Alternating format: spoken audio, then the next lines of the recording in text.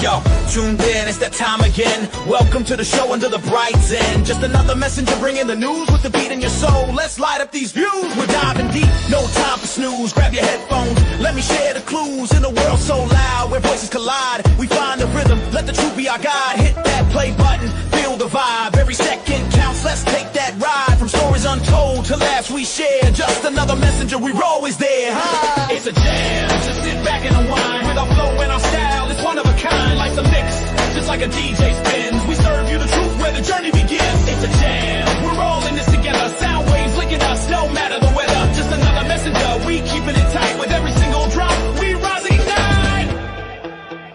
Yeah.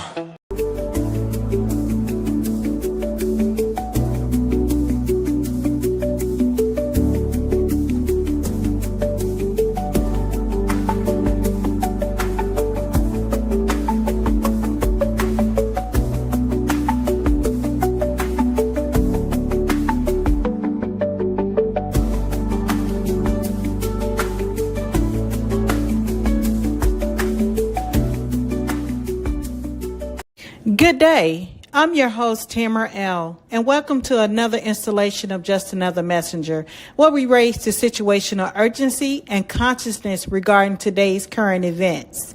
We'll dive deep into the historical past by examining the philosophies, legal system, and political decisions that continues to influence our daily lives. So please join the conversation during the episode. Your comment matters. Hit the subscribe, share, and like button to be a part of more thought-provoking conversation in the future. You wouldn't want to miss it. And don't forget to visit our website at www.JustAnotherMessenger.com that connects you to all our social feeds, online merch store, and our link to support the work via CashApp at $JustAnotherMessenger. So let's get started. All right. Let's go ahead and get this thing started today. We have a lot to discuss here. So good evening. I am your host, Tamara L., and welcome back to Just Another Messenger. We have went to a different format where we're going to now be showcasing every other week as opposed to every week. But tonight, what we're going to do, we're going to be exploring a legal concept that is suddenly being tossed around across the headlines and the financial news as the conflict between the United States, Iran, Israel escalates. I mean, this has really gone to another level. Now, companies, shipping firms, and energy producers are already invoking it as a supply chain stall, and the Strait of Hormuz is one of the most important energy corridors in the world. I mean, it's facing major disruption. Now, two words are appearing again and again on the mainstream media news as well as alternative news, and we're going to get into its full understanding in that. And that word is called force majeure. Now, it is a clause that's buried in the contracts that is old as, before trading even started taking place. And we're going to break that down.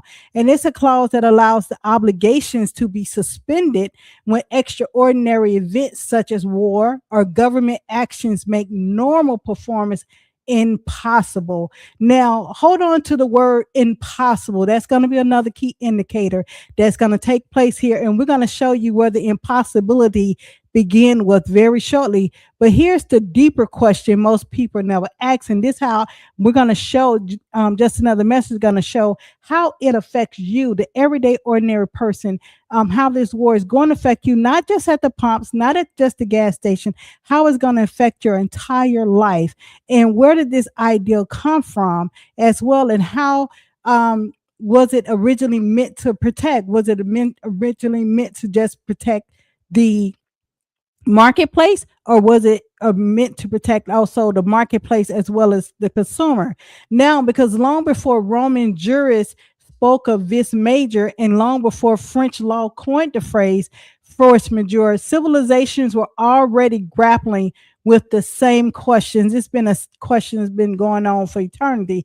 Just as everyone has identified that Iran is not a new country, just as United States is considered a baby nation, less than 250 years of age, whereas Iran is over 2,000 years of age. So we're talking about These are well set of laws that are taking place. Now, what happens when forces greater than human control suddenly rewrite the rules of society, thus affecting your life, liberty, as well as your pursuit of happiness? Now, tonight, we're going to trace that playbook. We're going to go play by play from a yacht in the ancient Africa to the merchant law across the Mediterranean to Roman legal doctrines and finally to the modern contracts in the United States. So, welcome to the Force Majeure Playbook. And when the crisis rewrite the rules, let's get into this evening.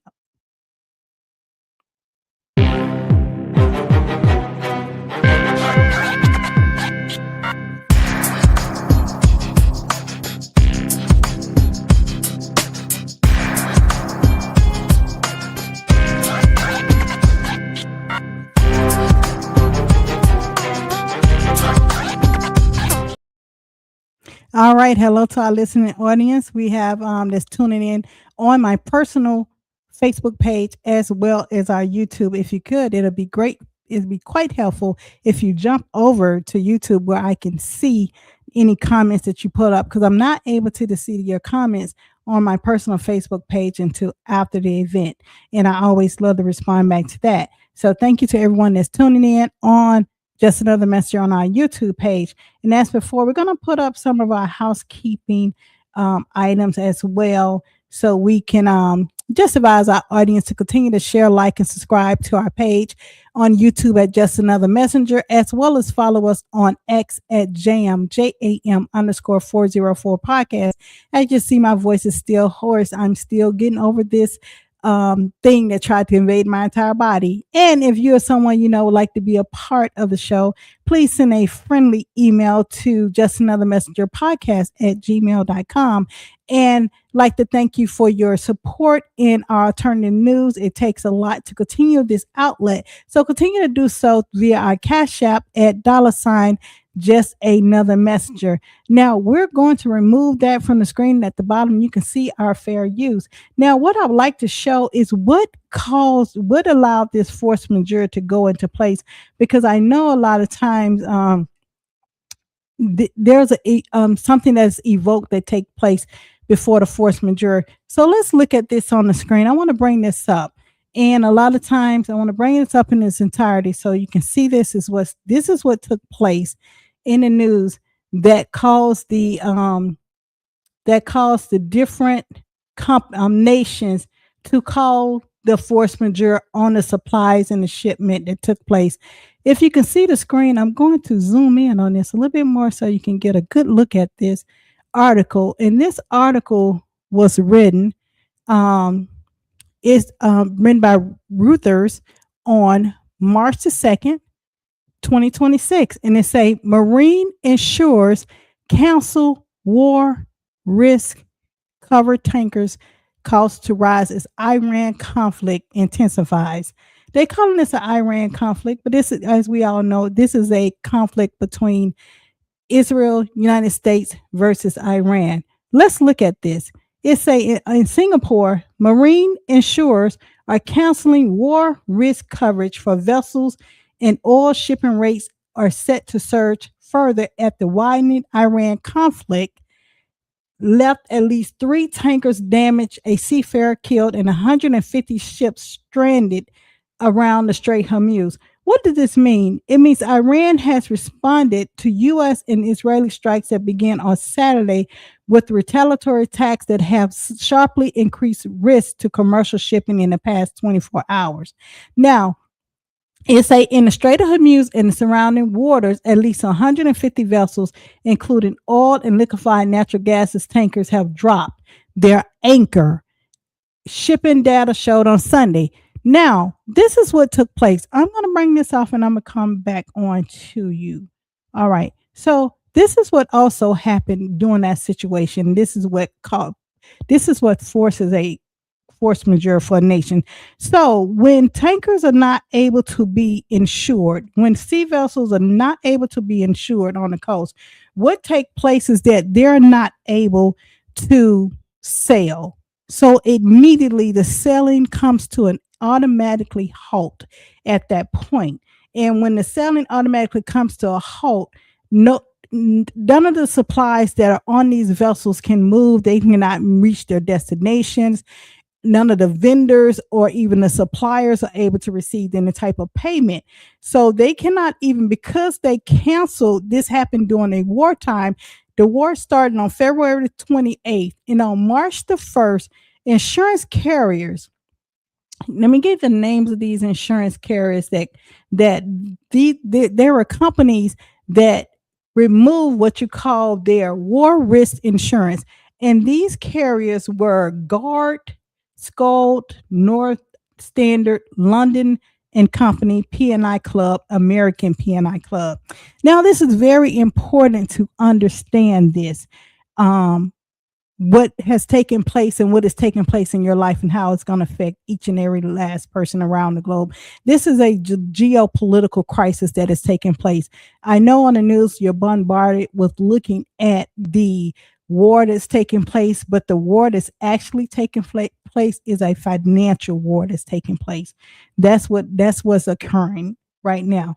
So, which means on March the 1st, these insurance carriers, they issued a cancellation of coverage that's to take place on March the 5th. Now, with most insurance coverage, it allows a clause of a 30-day clause for cancellation. Because this is war, they allowed it to what you call escalate within a shorter period of time. So on March the 5th, these vessels had to come to a halt. Even the vessel that was en route that Russia sent to help aid Cuba had to come to a halt because their war coverage no longer exists. All right. Though, so, and with doing so, let's get into the information that we're going to present for today. Let's get into the playbook. All right.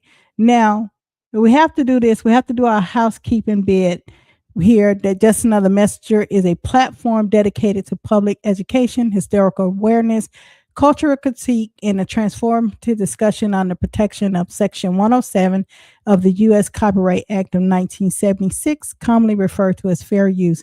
Just Another Messenger does not provide statutory counseling for any United States color of law jurisdictional proceeding. The content presented by Just Another Messenger may include excerpts of copyrighted materials such as images, audio, video, and written works for the purpose of criticism, commentary, news reporting, education, scholarship, and research. All such usage is non-commercial in nature and intended to stimulate public discourse, raise consciousness, and support transformative learning. So we do not claim ownership over any third-party copyrighted material used. All rights and credit belong to the original creditors. If you are the copyright holder of any material feature and have concerns regarding its use, please contact us directly via email for prompt resolution. There we go. So they can stop striking us. YouTube can stop striking our material. Let's get into it. Let's look at trading before modern day Rome. Let's look at it like this. Trading is as old as humanity, whereas archaeologists in the past, they have uncovered evidence that's as long distance trading is going far back as 200,000 years ago. Now, trade also can explain such basic civilization as the birth of the cities. So how cities operate is based off trade rules. Now let's look at during the time period of Mayotte and Kemet, where there was ethical foundation of the law. Now, Mayotte represented truth, balance, order, reciprocity, and more accountability. Now, every legal decision was expected to restore Mayotte when imbalance occurred. Now, this is the foundational legal philosophy of ancient Kemet, which was a system that governed how judges, officials, and rulers were expected to administer justice. Now, Mayotte represented truth, balance, order, reciprocity, and moral accountability. Now, every legal decision was expected to restore Mayotte when imbalance occurred. So this was the philosophy and the foundation of the legal framework of law during the time period of Kemet. Now let's look at economic exchange of balance this must take place. Let's look at commerce and trade. Now, trade was central to the Egyptian society, and Mayat required honesty and fairness in economic exchange. Now, the temple and the state officials sometimes supervised markets to ensure fairness.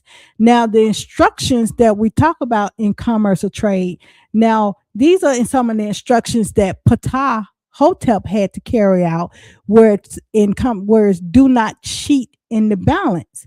Now, this shows that ethical commerce was considered a moral obligation under Mayat. Now, with the property rights under Mayat, that dealt with property boundaries were to be respected. Theft in land or goods was serious offenses. Judges were expected to restore rightful ownership. Now, when you talk about marriage and family, marriage in ancient Egypt was primarily a civil and economic arrangement.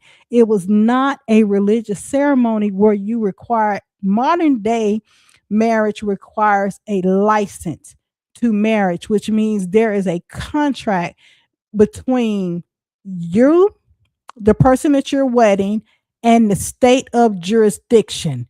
Now, there's previous, if you go on Just Another Messenger, we talked about this in the episode to have and to hold. So you can see the correlation between the concept of marriage and family law during the time period of Mayat, and you can correlate that and reference it against today's modern and look at the economic subjugations that take place within that. All right. Now, also, the contracts often outline property ownership within the marriage, financial responsibilities, rights in the case of divorce. Now, women also had notable rights for the ancient world, and they could own property, initiate divorce, and bring cases before courts. Now, also, Mayat required fairness between spouses and protection of family stability. That was very important during this time frame of building the civilization. Now, when you talk about theft and fraud, we're talking about theft was considered a disruption of Maya. It was the disruption of the peace of the society. And the goal was to restore the balance, not to simply punish it. Whereas dealing with the debt and the financial obligation, when you're dealing with debt and financial obligation, the contracts often recorded repayment terms, which means under Mayat, the debtors was expected to repay the obligation and the creditors were expected to avoid exploitation. Where in modern system, I'm going to show you where the force majeure has created an economic debt slave among the people. Now, this extreme predatory lending, it was discouraged because it disturbed the social harmony, which is why there's disharmony in the economy as of today, because of the imbalance in the social economic justice that we're seeing. Now, slavery and servitude during the time period of Mayat, the Egyptian practiced forms of servitude through the system different from later chattel servitude. It was not the same. So everything got flipped upside down in some respects. And Mayat emphasized human treatment and restraint in authority. Now, as well as punishment and justice, the Egyptian court sought to restore Mayat when wrongdoing occurred, and legal proceedings was handled by judges and officials under the authority of the pharaoh. Like I said, the pharaoh was Ptah Hotep. And as you can see, one of the instructions of Ptah Hotep was do not cheat in the balance. And I'm going to show you as it moves forward how the codes remain the same, but just a different change in other words. All right. Now, however, the underlying aim was restoring the social order, not vengeance. Now, Mayat as the ethical foundation of law.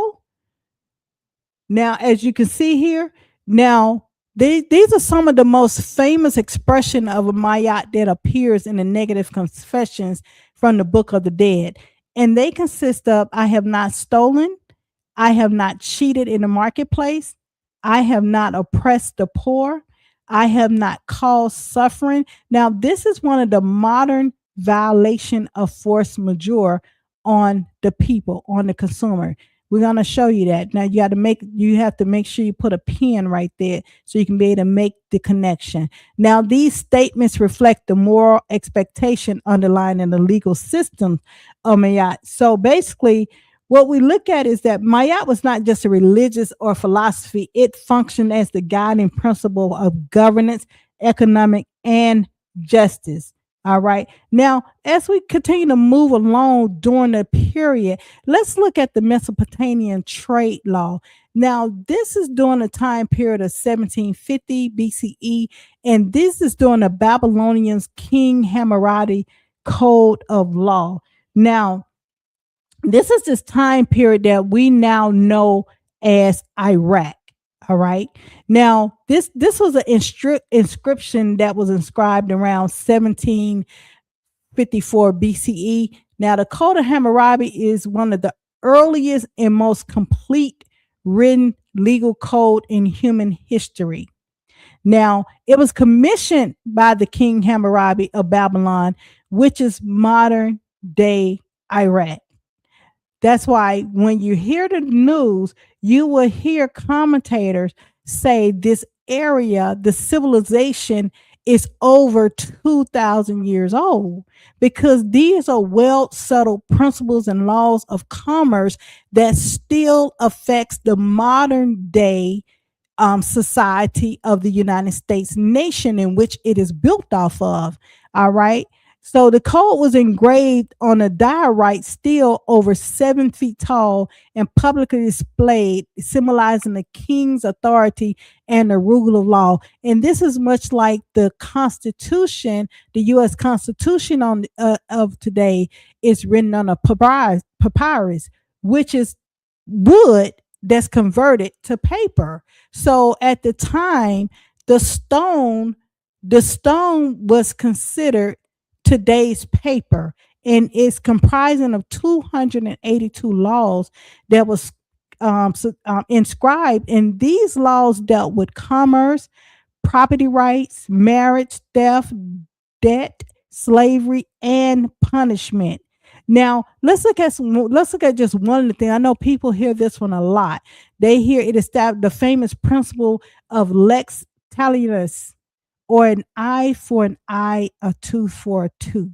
And it's promoting the idea of proportional justice. So most recently, when Iran put the call out because of the assassination of their supreme leader, they are staying in alignment to their cultural practice of their codes that are well settled in Hammurabi ancient justice system, in which they operate through till today.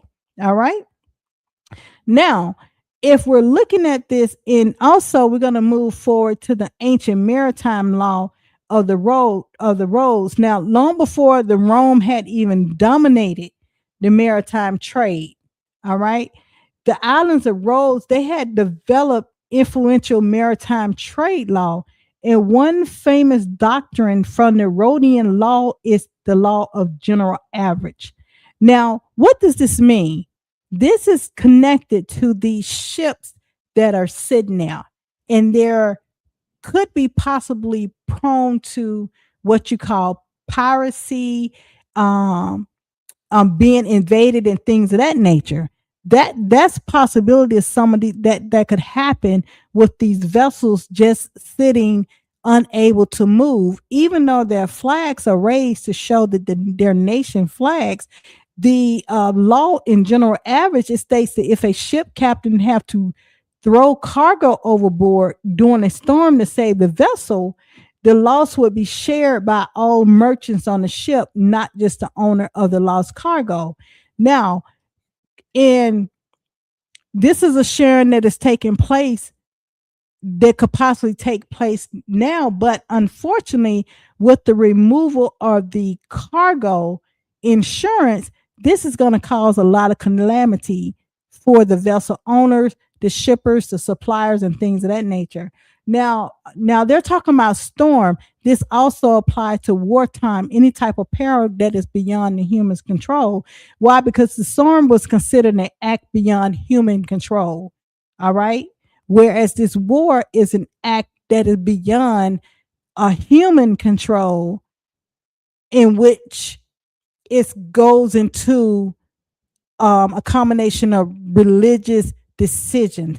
And that's how it's being viewed. So this concept directly influenced the later Roman maritime law, and it still is recognized in modern shipping, known as jettison. So in maritime law, for those who own ships or things of that nature, and you come upon a storm or anything, and you have to throw things off the ship in order to save the ship, or throw cargo off, and you need to make a claim later. Modern terms is called jettison. During the time of the Rhodian Sea Law, this is one of their most influential law that was developed. It was called the law of general average, which means both the shipper and the supplier, they share in the cost of the law of the laws. Now, it reflects also the same underlying principle that nature can intervene in commerce, and the law must account for it. All right. So, as the intervention has taken place with on the land and the societies in Iran with this war, the removal of the war risk insurance from these carriers have created what you call the nation's inability and possibility to fulfill its contract, known as calling the force majeure. Now, let's look at ancient Greece here. Let's look at ancient Greece. Now, ancient Greece also, in the Greek merchant networks across the Mediterranean, also developed informal legal forms of trade. Now, legal Greek philosophy recognized events called acts of the gods. Gods with an S. Theo Iatia. If I pronounce that wrong, we'll get it right next time. These are acts of the gods. This is an operation of force majeure that the Greeks recognized. And these examples included earthquakes, storms, war disruption, piracy beyond the merchant's control. So that's why I said we're looking at a combination of acts of God, force of war, and against a human's control. Now, this is how it's posing a problem with the insurance not being removed from these vessels. Now, I'm going to show you also what took place with a situation where that's created, where United States has also created a issue, and also they have a what you call a solution on the back end for the nations in which have this problem with their vessels being moved.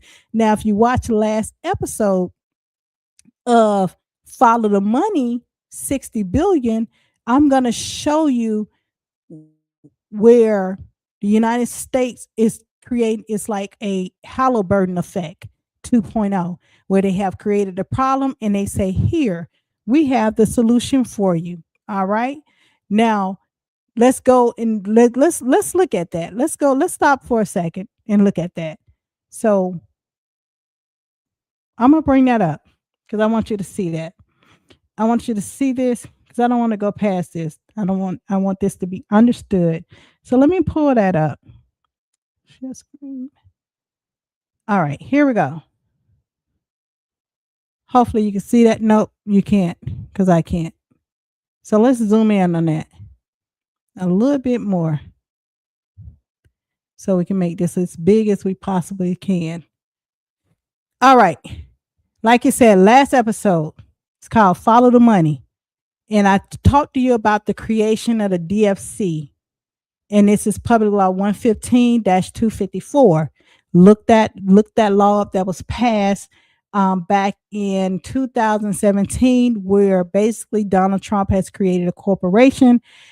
This corporation has flowed from, it's a combination between the connection with Leo Black, Epstein, the transfer of hands to his son, Ben Black, who is the CEO of DFC. And look how DFC also is a burden to the taxpayers. DFC, it funnels through the U.S. taxpayers through federal revenue. As you can see, U.S. Congress has to they made an appropriation of this of $60 billion.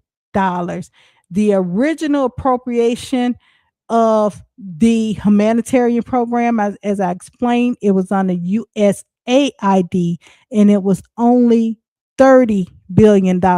So when they sacked USAID, when Doge came in and sacked USAID, they um rose the DFC up from the dead, and they doubled the appropriation of the money from USAID and went from a humanitarian to an investment company with investors, private investors.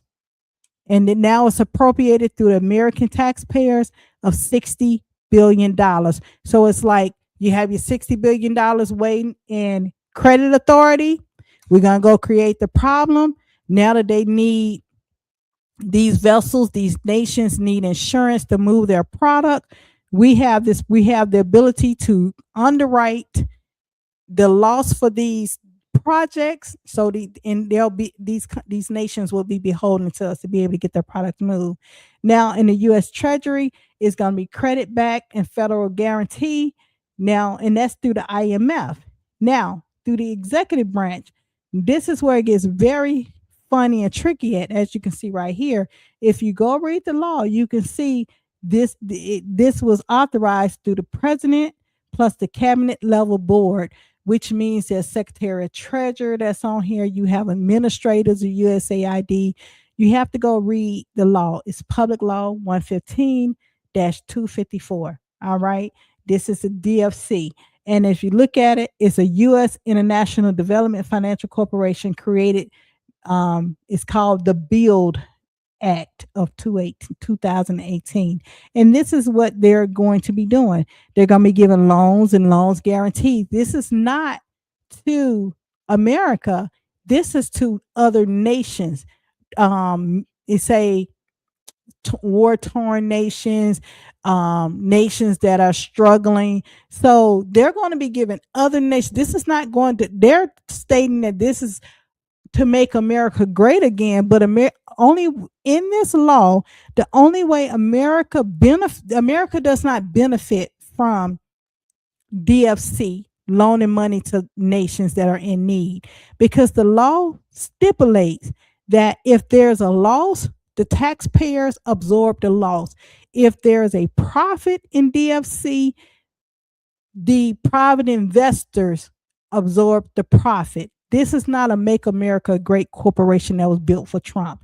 And it's for equity investment, so which means it's going to be placed on the stock market exchange for securitization. So you're going to see a lot of unknown tokens popping up for that. Look at here, political risk insurance. There you go. Political risk insurance, economic hitman effect. Now, as you can see, the political risk insurance, private partners and investment firms, strategic geopolitical alliance.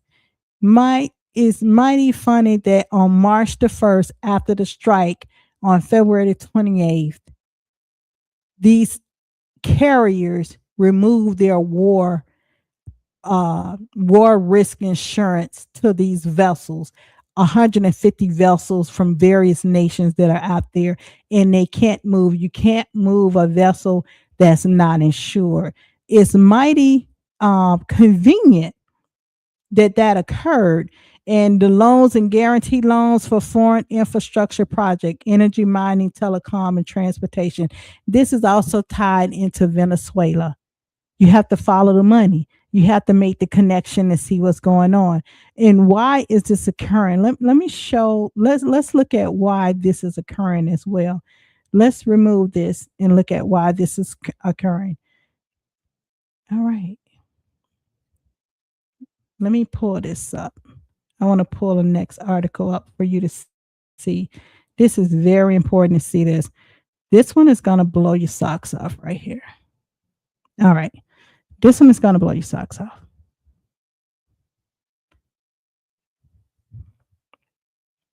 Let's look at this one right here. Yes, this is why these moves are being made on nations. Let's look at this. A world of debt. Who's in a world of debt? Huh. I said follow the money. Who's in a world of debt?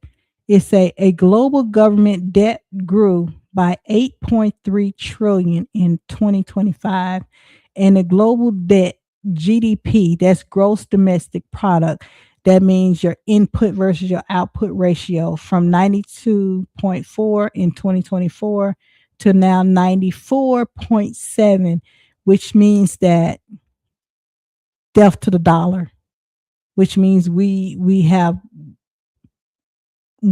produce less than the revenue coming in. Now, as you can see here, our debt as a percentage of GDP, look at, we're in this goal. That means we're at 125%. Share of global debt, 30 United States, 32.4%. US government debt reached over 38 trillion in 2025. Look at China.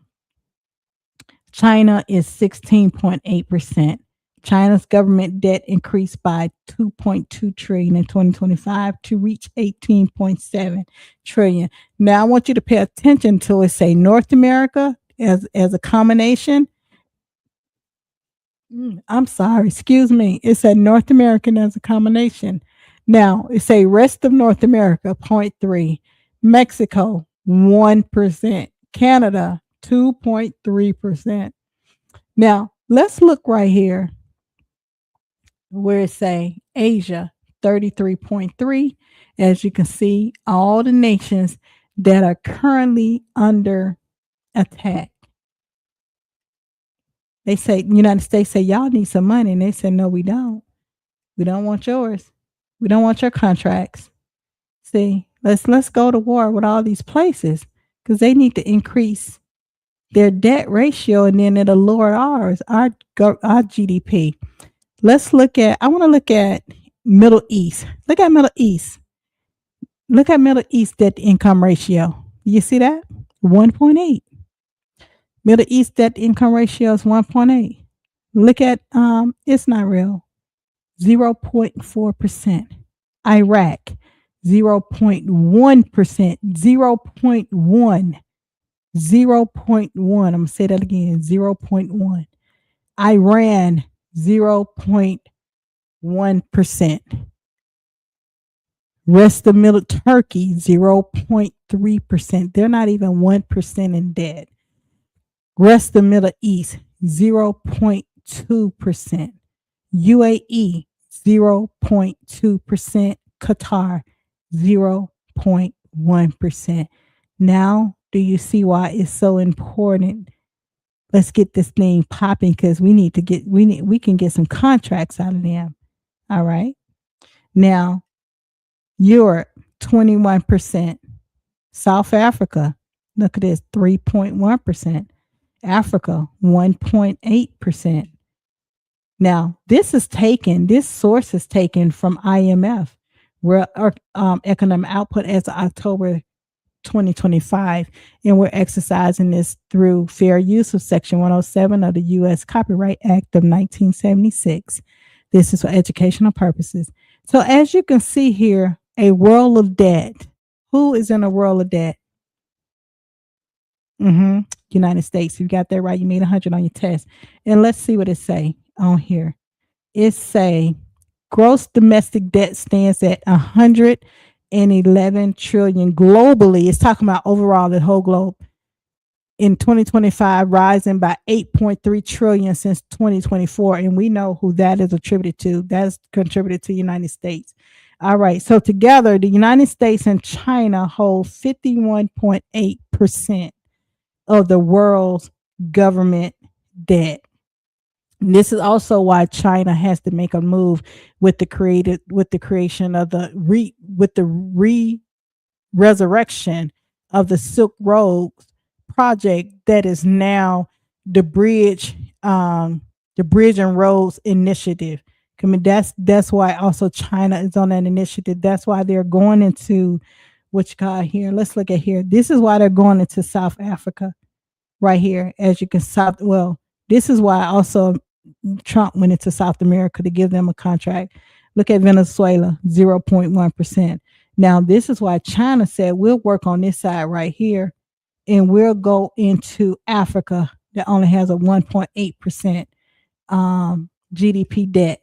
They went into Algeria, South Africa 0.3, Nigeria 0.1, rest of Africa 0.7. These are very rich nations, but the mainstream media try to portray that these are poor nations. This is not a poor nation.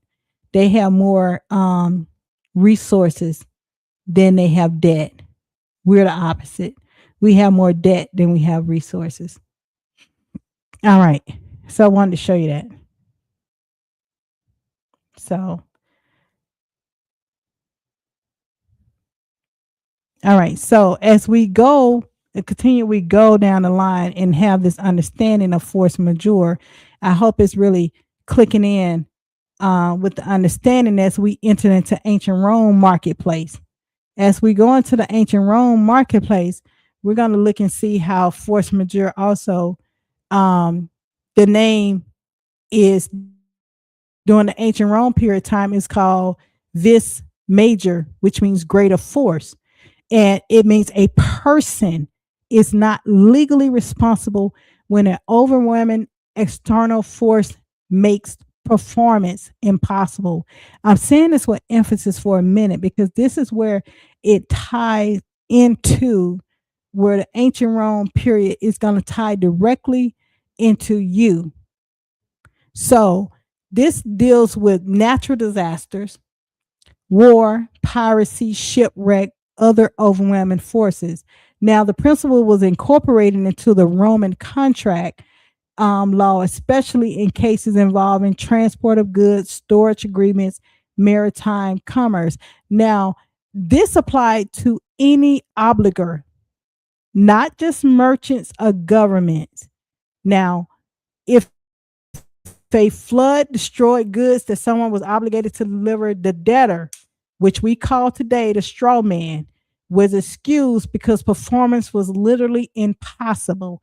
Now, I'm saying this word, straw man, so you can make a connection between the next area that we're going to go into. The next area we're going to go into, thank you very much. Yes. I want to put some comments on the word. Yes, I love the word, a world of debt chart. Yeah, you're welcome.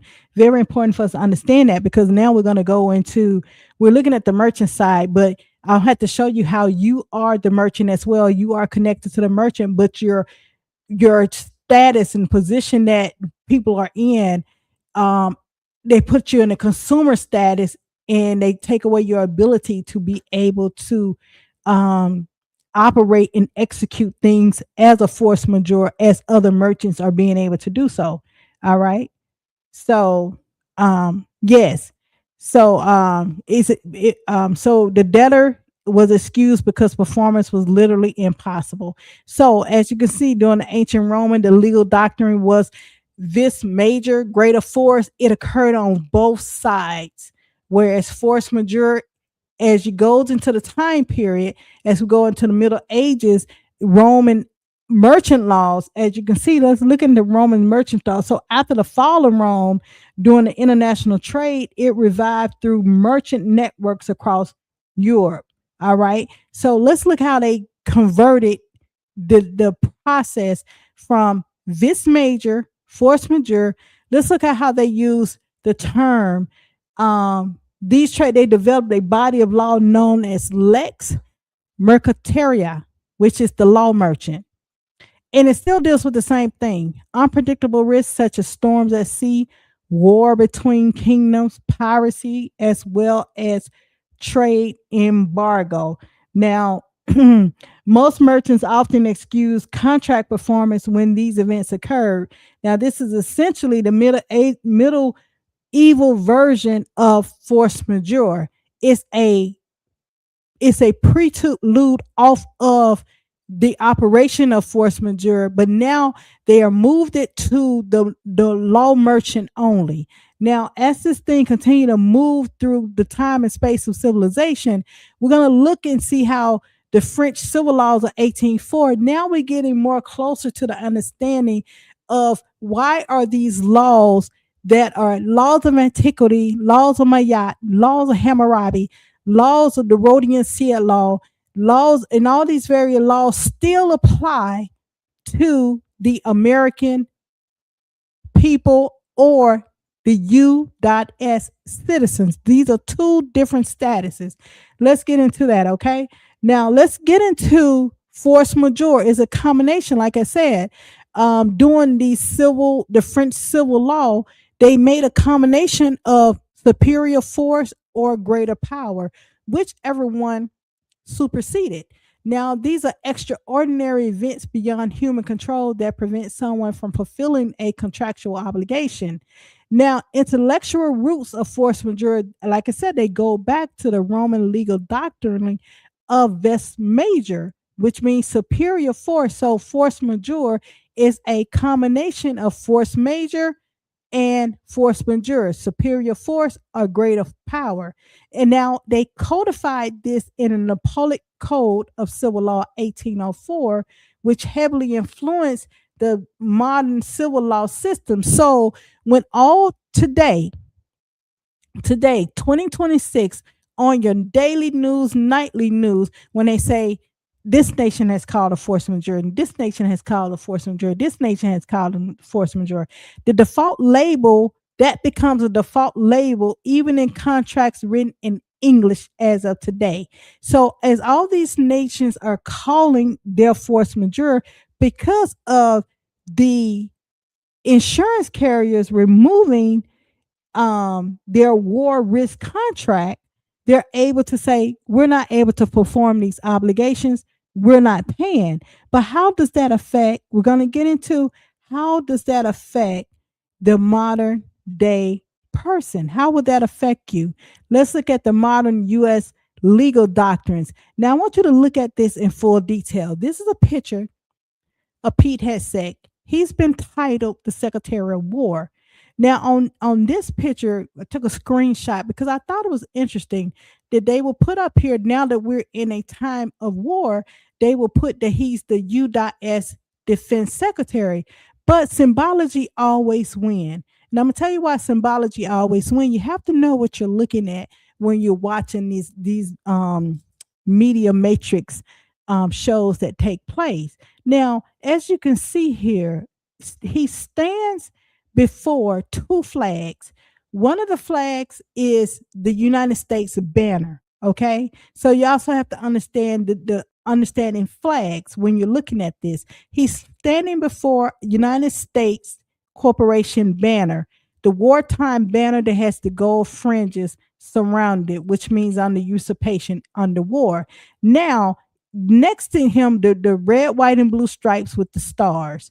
That's what it represents. Now, typically on this next banner that he's standing in front of, is in front of the Aquila, which is the eagle or the phoenix, however they're depicting it. Now, as you can see in this talent, it only holds 3 bands of arrow. Now, in the next episode, we're going to get into the breakdown of the Haudenosaunee Confederacy Constitution so you can understand the symbology and the language of the images of the Aquila, which is the eagle, the bands of arrows, and how you're seeing it today. Now, if you see, you're looking at the banner that Pete Hegseth stands in front of today that holds the 3 arrows. Now, one arrow stands for United States Military Complex. Another arrow stands for London, which is the financier. And the third arrow stands for the religious overlord of the Pope. So, which means these are the 3 bands that are banding together in this war. That is what this Aquila is represent that the Secretary of War stands in front of him. We are at war. He had to send a message out. All right, let's look at the dollar bill. As you can see, this is the Aquila on the back of a $1 bill that say, "In God we trust." We can get into the God that they're talking about. That's an acronym as well. For generator, for G, O, operator, D, destroyer. All right. So in this Aquila, he holds a ribbon, and that ribbon could be also on a Shawnee Constitution. That would be a wampum. That would be an agreement written. So in this wampum that Aquila holds in the ribbon, it say "E pluribus unum," from the many to the one. All right. So if you see in one talent, you'll see in one talent, this Aquila holds the olive branch, which represents peace. And I'm going to show you on the Shawnee Constitution, it represents strength. Now, if you see in the opposite talon of the Aquila, it holds 13 bands of arrows. Each one of those 13 bands of arrows represents the 13 colonies from that confederated based off the Treaty of 1783. This is the band of the 13 colonies that confederated. And the meaning is that we will operate in peace or we will go to war. You choose. That is the message on the dollar bill.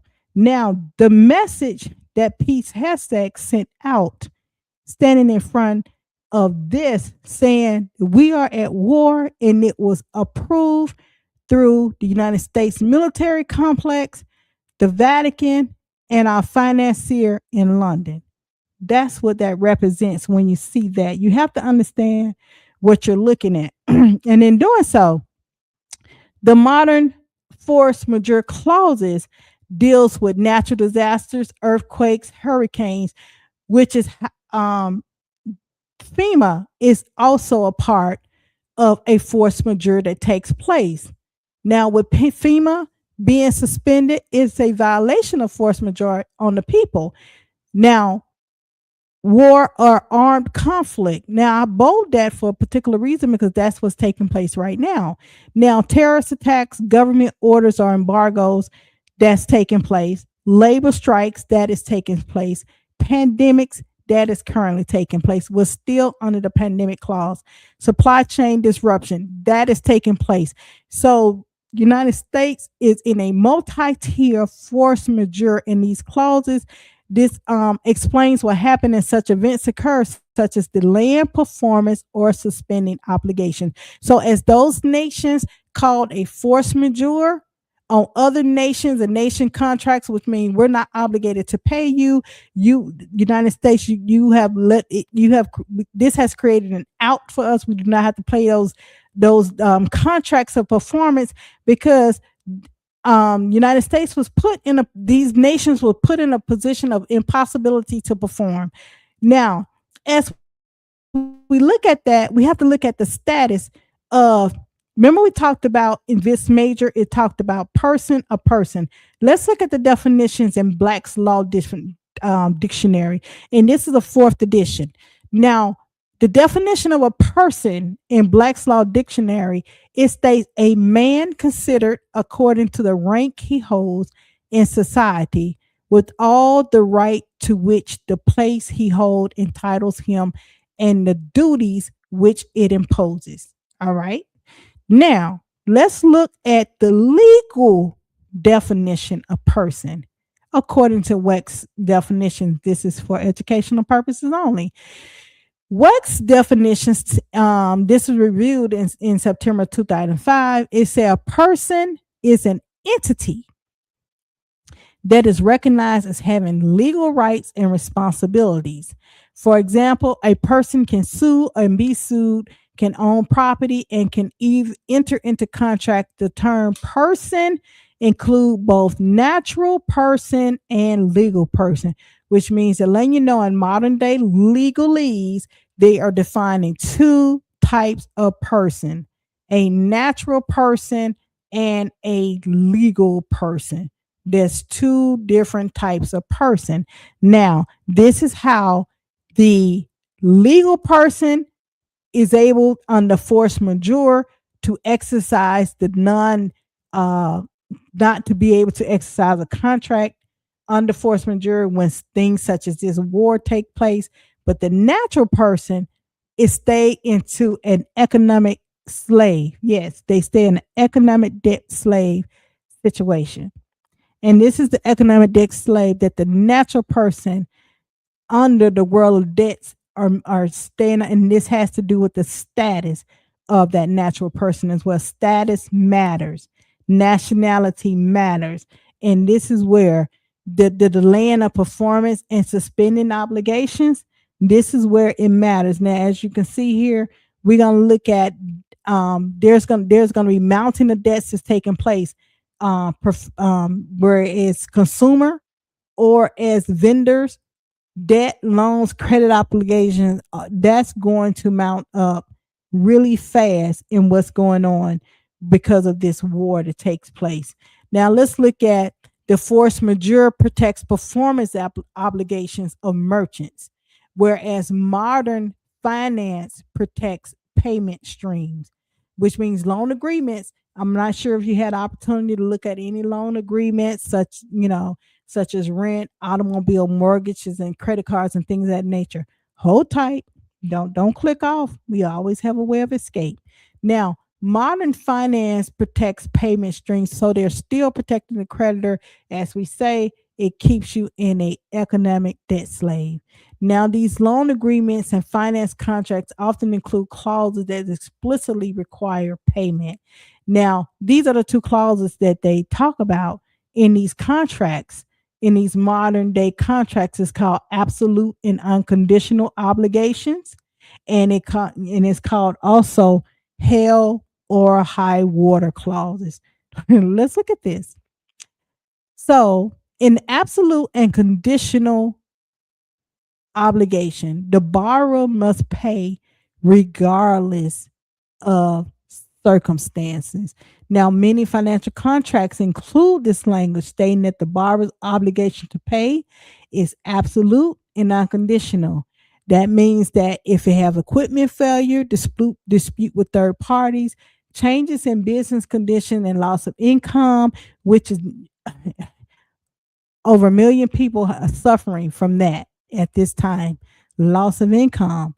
This clause essentially tells the court that the contract must be enforced no matter what. It is common in equipment leases, commercial finances, structured finance arrangements, as well as some consumer loans. Now, another clause that they have in there that no one ever look at the fine print. You don't read the fine print because you want what you want. It's called the hell or high water clause. That it is no different than absolute and unconditional, which means hell or high waters means you must perform no matter what happens. Now, it's even stronger. Now, the phrase means exactly what it sounds like. You must perform no matter what happens. How is that? How is that possible? You have wars, you have disruption of income, you have disruption of business laws. The merchants are able to blow the whistle and call a force majeure, but the natural person, they have stipulations put in called hell or high water.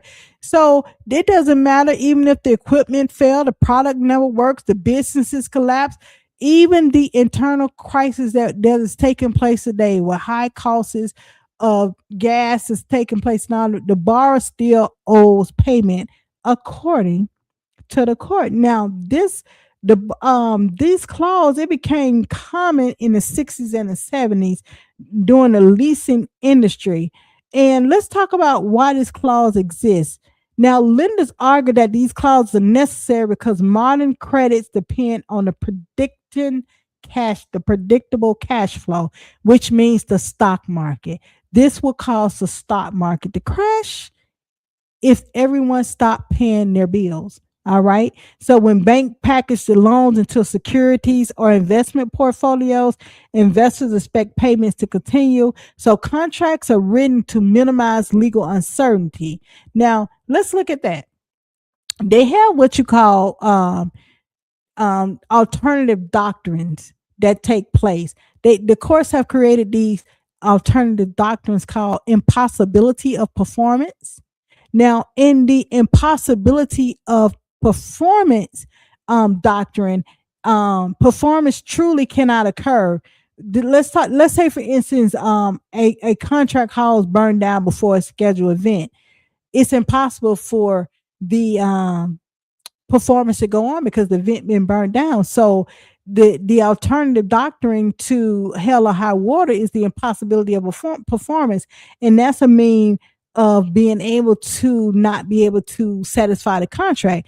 You also have what you call frustration of purpose, and the reason for the contract disappears. So just say, for instance, if you had a parade, just say you decide to rent an apartment or something, you want to see the New York parade, you want to have the best view, and you rented out this room for that particular reason.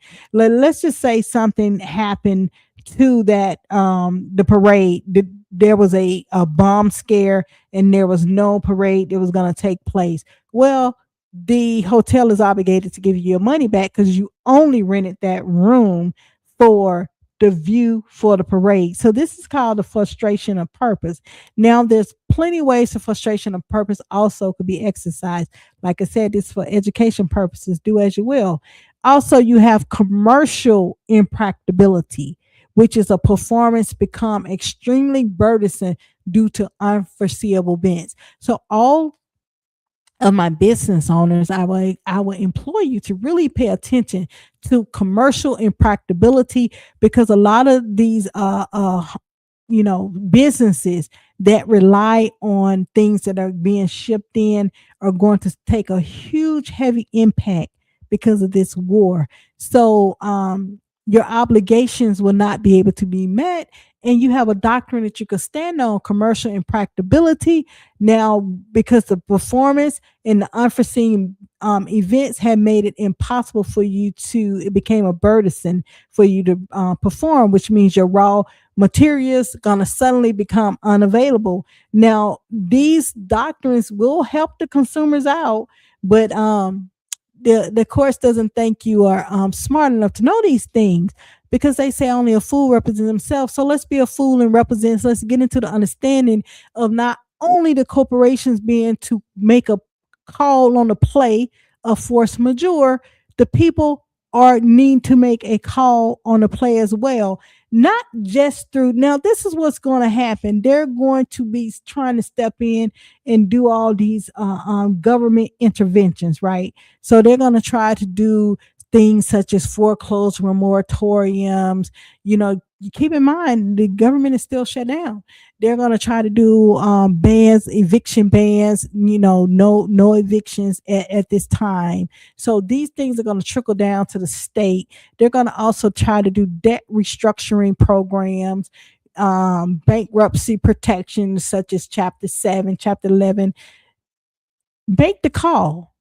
Don't allow unforeseen circumstances to cause you and your family to be homeless, to be without transportation. Make the call, utilize the service, because if you understand natural person and legal person, I need you to just go and study the understanding of a natural person and a legal person. You'll get into the understanding that the all caps operate under the legal person entity. So exercising the bankruptcy protection doesn't have an effect on a natural person. All right. Now they're also going to call in emergency legislation, loan deferments, or forbearance. Give it about another 30 days. You're going to see all these things popping up so there will not be a collapse in the securities on the Wall Street. So you're going to see all these things taking place. These are the force majeures that the government tried to shove down the throats of the people to be able to adhere to and maintain the economic debt slave, um, the world of debt that we talk about that continue to rise. All right.